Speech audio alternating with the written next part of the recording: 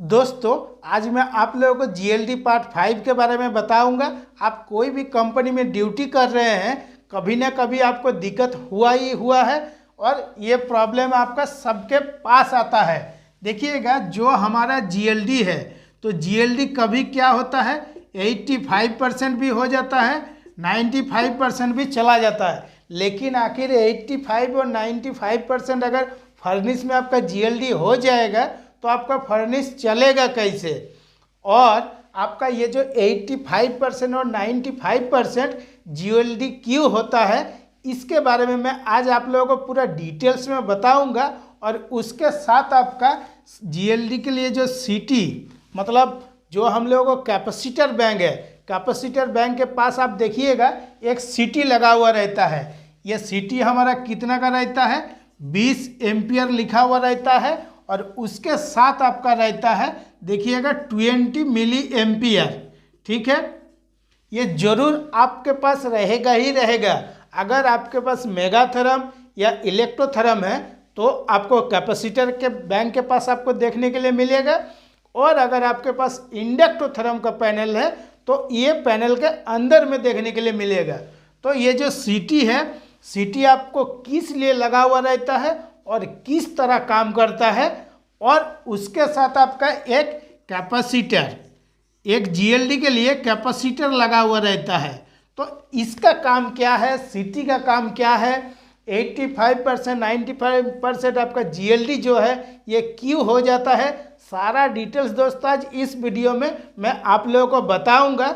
आपको काम करने में काफ़ी सुविधा हो जाएगा। और मैं जो भी वीडियो बनाता हूँ हर वीडियो में मैं आप लोगों का हेल्प करता हूँ।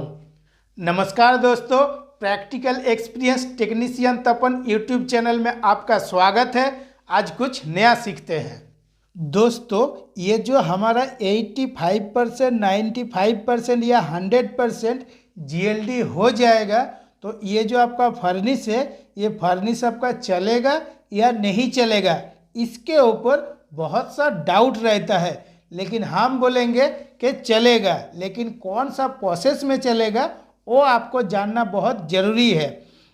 क्या होता है दोस्तों, जो हम लोग के ये कॉइल है, कॉइल हम लोग बहुत मेहनत करके मेंटेनेंस करके उसका अलाइनमेंट करके फिर आपका गुट का सेटिंग करके गैप मेंटेन करके उसके बाद हम लोग कॉइल को फर्नेस में फिटिंग करते हैं।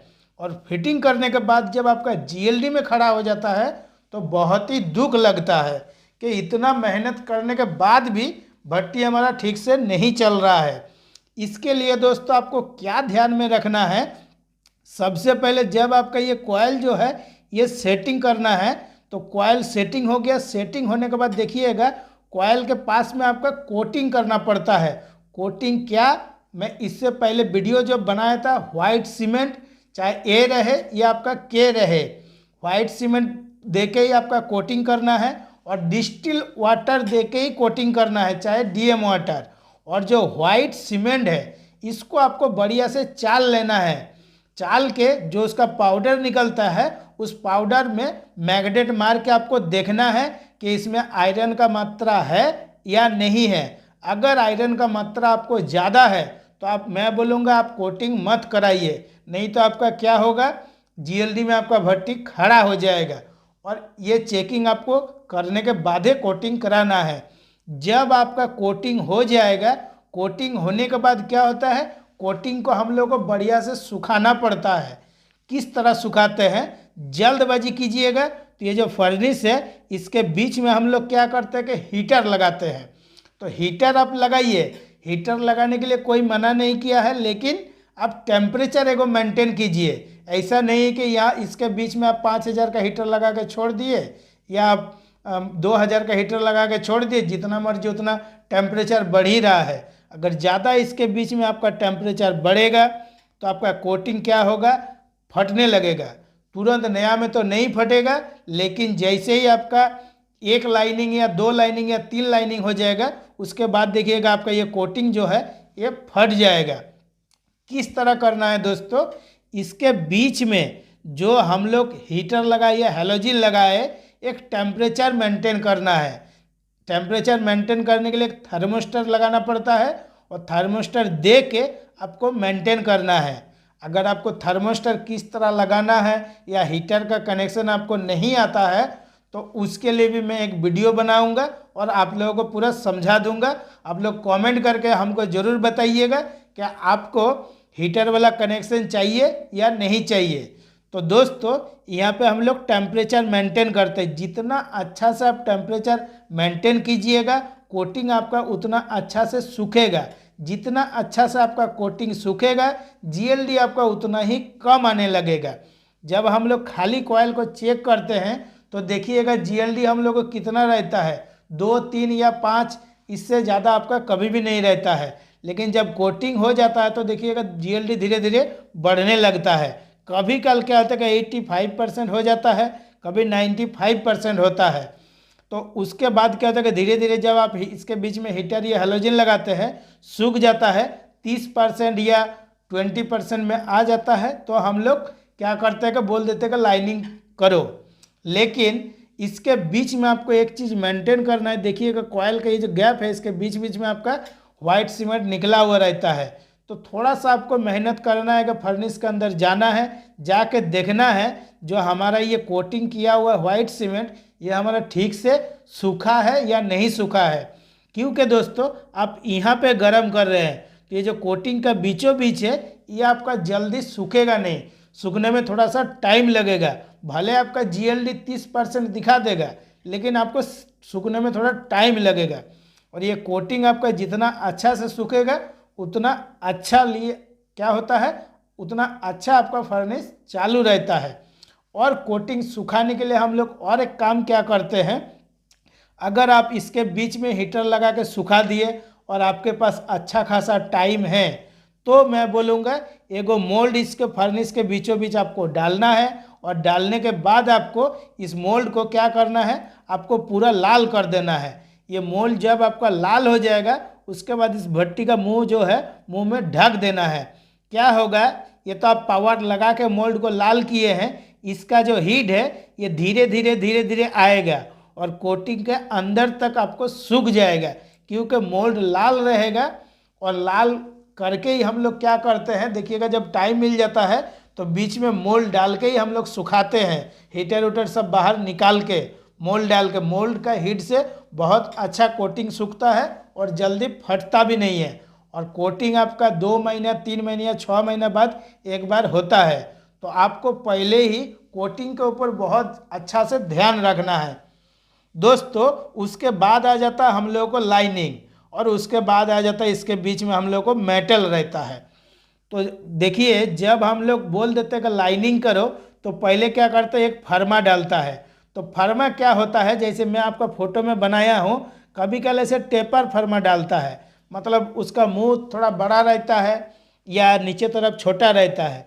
तो क्या होता है ये जो बॉटम है ना, ये बॉटम हम लोगों को 7 इंची या 8 इंची या कोई प्लांट में 9 इंची, कोई 10 इंची 12 इंची भी बनाता है, बहुत मोटा कर देता है। और मोटा करने के चलते अगर आपका कॉइल नया रिपेयर होके घुसा है और बॉटम आपका मोटा है तो आपका मॉइस्चर कहाँ जाएगा, यहाँ पर तो निकलने के लिए जगह नहीं है, ये साइड से ही निकलता है और नीचे से भी नहीं निकलेगा कि एंटीना का होला से निकल जाएगा, कभी कभी थोड़ा थोड़ा निकलता है। और ये बॉटम आपका 8 इंची या 9 इंची इसी के आसपास में रहता है, जिस हिसाब से आप बनवाते हैं। कोई जगह में 6 इंची भी बनवाता है, कोई जगह में आपका 9 इंची भी बनवाता है। और जो ये फर्मा है, फर्मा का जो टेपर है वो टेपर आप 7 इंची 8 इंची या 12 इंची कुछ भी रहता है। उसके बाद हम लोग क्या करते हैं कि आपका लाइनिंग करते हैं। तो लाइनिंग जब कंप्लीट हो जाता है तो इसके बीच में हम लोग क्या करते हैं, स्पॉन्ज डाल देते हैं या आपके स्क्रैप डाल देते हैं। और डालने के बाद एकदम जैसे मैं फोटो में बनाया हूँ भट्टी का मुंह तक एकदम पूरा भर देता है और भरने के बाद आपका भट्टी 0 में ऑन हो जाता है। तो 0 में जब ऑन होता है आप प्रोडक्शन वाला को कितनों भी मना कीजिएगा कि 0 में ही रहने तो थोड़ा देर 1-2 घंटा, उसके बाद पावर बढ़ाएगा, लेकिन वो क्या करेगा, वो 100-200 बढ़ाता ही रहेगा। और अगर आपका इस तरह बढ़ता रहा, बढ़ते बढ़ते क्या होगा, जीएलडी भी उस टाइम आपका बढ़ता रहता है। क्योंकि एक तो आपका कोटिंग ठीक से सूखा नहीं है और ये जो आप लाइनिंग करवाए हैं फर्मा डाल के, तो ये जो लाइनिंग है, लाइनिंग का मसाला क्या होगा बताइए, तो उसका जो मॉइस्चर है वो क्या होगा, ये बाहर तरफ पे फेंकेगा, क्योंकि यहाँ पे तो इसका मुंह टोटली स्पॉन्ज देकर पूरा भरा हुआ है, तो मॉइस्चर आपका बाहर आएगा। बाहर आएगा तो ये जो कॉयल है, कॉयल आपका भीगेगा, बॉटम भी भीगेगा, तो ऑटोमेटिकली क्या होगा, आपका जीएलडी बढ़ने लगेगा। अगर भट्टी या फर्नेस आपका ज़्यादा बंद नहीं हुआ तब तो आपको ठीक मेंटेन हो जाएगा, और फर्नेस अगर आपका ज़्यादा बंद होने लगेगा तो आपका जीएलडी बढ़ने लगेगा। इस तरह मेंटेन करके चलाना है कि हमारा जीएलडी ज़्यादा ना बढ़े। और एक बार अगर आपका जीएलडी बढ़ जाएगा तो 24 घंटा टाइम लग जाएगा एक हीट निकालने में आपको। जो मैं आपको बता रहा हूँ ये टोटली आपको प्रैक्टिकल एक्सपीरियंस बता रहा हूँ। दोस्तों ये जो मैं साइड में लिखा हूँ ये सब भी आप लोग पढ़ लीजिएगा, काहे कि इसके बारे में भी पूरा मैं ऑलरेडी बता चुका हूँ पार्ट 1, 2, 3, 4 में। उस वीडियो को अगर आप नहीं देखे तो ज़रूर देख लीजिएगा।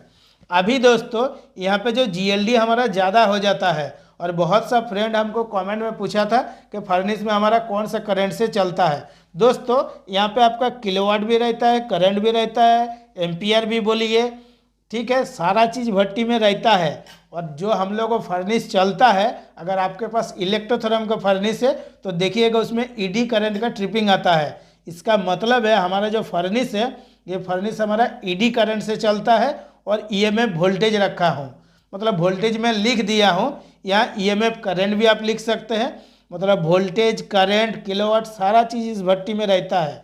और अगर आपको करंट के बारे में पूछे कि कौन सा करंट से हमारा भट्टी चलता है, तो हमारा ईडी करंट से भट्टी चलता है, ये याद रखिएगा। अभी दोस्तों ये जो हमारा कैपेसिटर है और ये जो हमारा जीएलडी के लिए एक सीटी लगा हुआ है, ये 20 मिली एम्पियर, मतलब मिली एम्पियर हमारा क्या होता है कि 1 एम्पियर से भी कम होता है, उसको हम लोग मिली एम्पियर बोलते हैं, ठीक है। और यहाँ पे आपका फ्रीक्वेंसी भी लिखा हुआ है।